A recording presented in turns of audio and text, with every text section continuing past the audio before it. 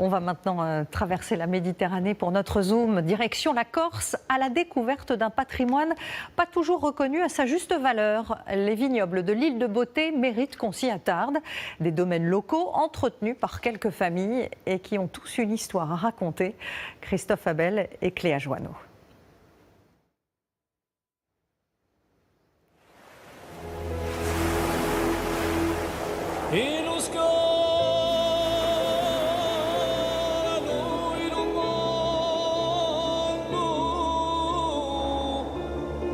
Ils sont arrivés il y a 2600 ans. Les Phocéens, ce peuple grec, auraient introduit la vigne en Corse.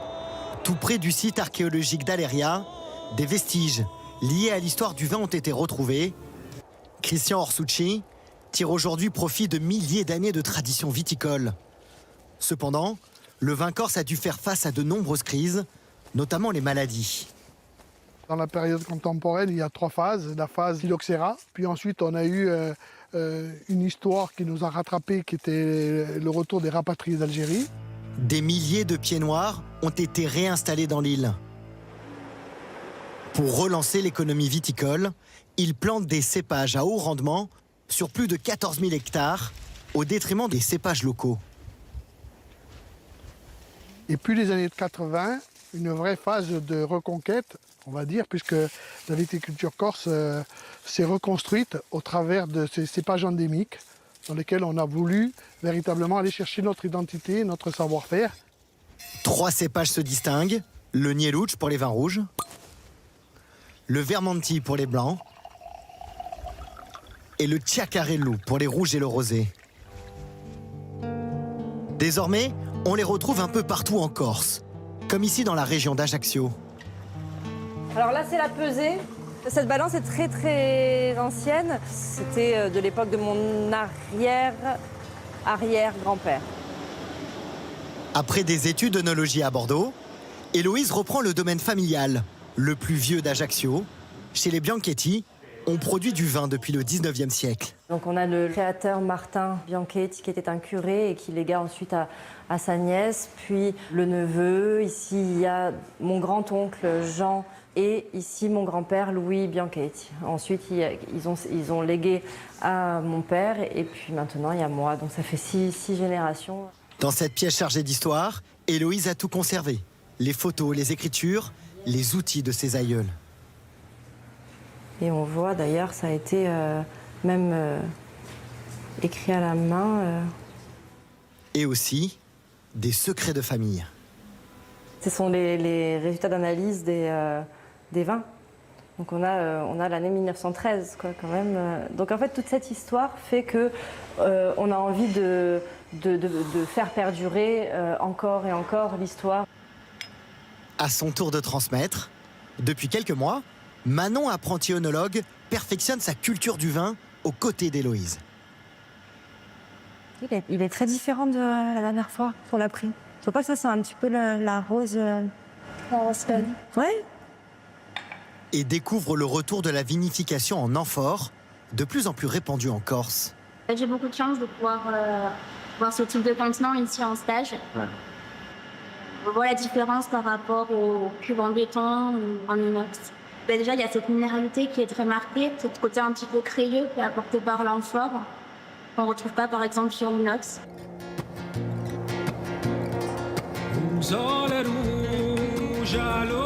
Des traditions remises au goût du jour, avec un respect immense de ce que peut offrir la nature. Au cœur du maquis, dans une forêt de chênes-lièges, Valère est encore l'un des rares à pratiquer ce métier.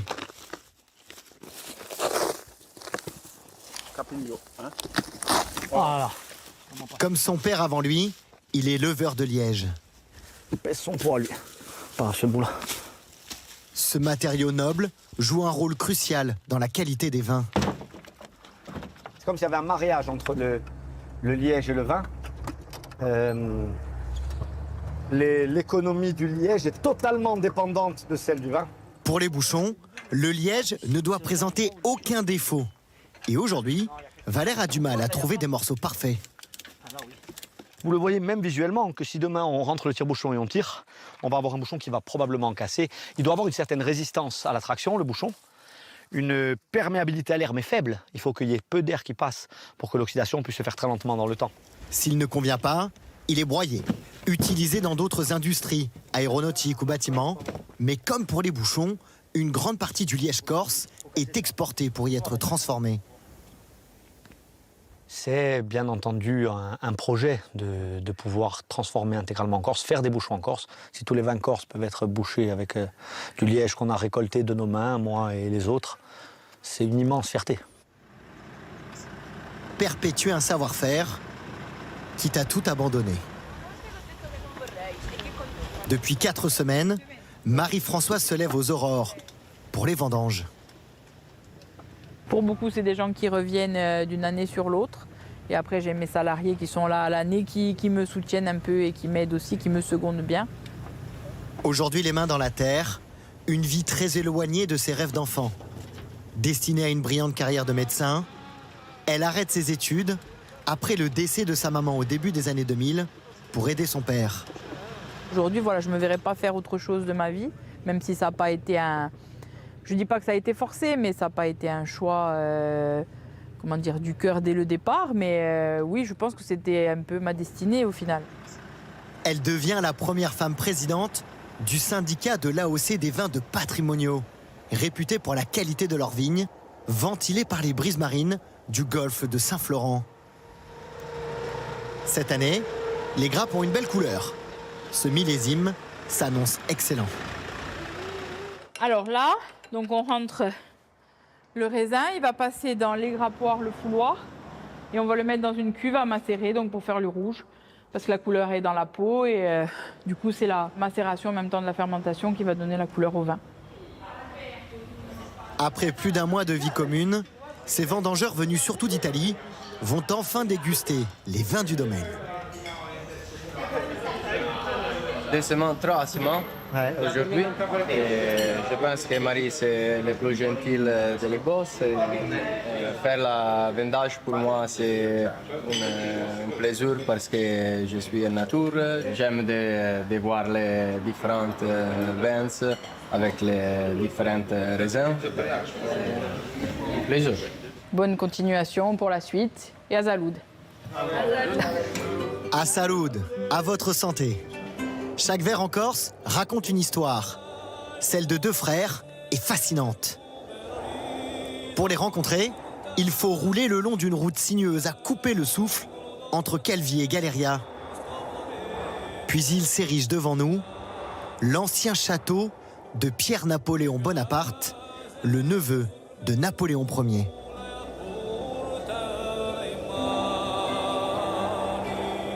Là, on arrive dans le château du prince Pierre-Napoléon, qui a été construit en 1851. En vente pour la énième fois, Jean-Raphaël et Jean-Vincent Grisoli, originaires du village voisin, décident en 2017 de le racheter et de planter de la vigne tout autour.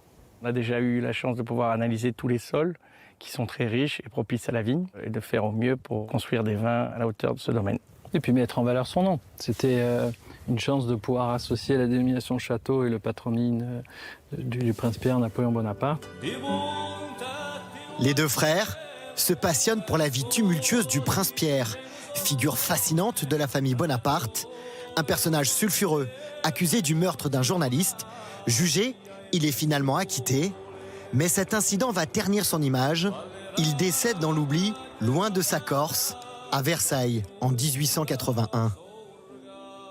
L'idée, en fait, c'était de pouvoir faire revivre cette histoire assez riche à travers les différentes cuvées qu'on produit avec mon frère. Il y a par exemple une cuvée Lucien Bonaparte, puisque ça part du papa. Après, il y a une cuvée Prince Noir, qui était le surnom du prince. Vous avez une cuvée Joseph Bonaparte, qui était son oncle. Leur production vient d'intégrer le prestigieux guide des meilleurs vins de France. La suite de leur histoire, réhabiliter ce château pour en faire un lieu d'accueil onotouristique et que ce bout de Corse voyage à travers le monde grâce à leurs vins. Des histoires de famille et d'amitié également. Regarde la vue quand même, elle est pas belle? Une rencontre improbable entre 2 vignerons corses et une légende du rugby français, Christian Califano. Allez, montre-moi, Jean-Paul. Allez. Qu'est-ce qui reste là? Il n'y a plus rien là. Bon, il doit rester quelques grappes par-ci par-là. Hein. Il faut le savoir qu'à la fin de ma carrière, pendant 1 an ou 2, voilà, j'ai officié au sein du club de Bastia 15. Donc j'étais un peu joueur dans un premier temps, ensuite je suis devenu entraîneur. Et c'est là où j'ai rencontré Jean-Paul en tant que dirigeant. Et c'est vrai que ça a vite fité parce qu'on avait à peu près les mêmes envies. Notre amitié s'est déclinée avec plein de valeurs qui nous lient, quoi, qui nous ressemblent. C'est bien évidemment la solidarité, le respect et une chose vraiment qui est très très importante parce que le vin aussi c'est synonyme de partage. Ensemble, ils décident de produire une cuvée, symbole de leur amitié. Allez, santé les amis. La route des vins corses, c'est donc avant tout du partage, une aventure authentique animée par la tradition, le respect d'un terroir, d'un héritage.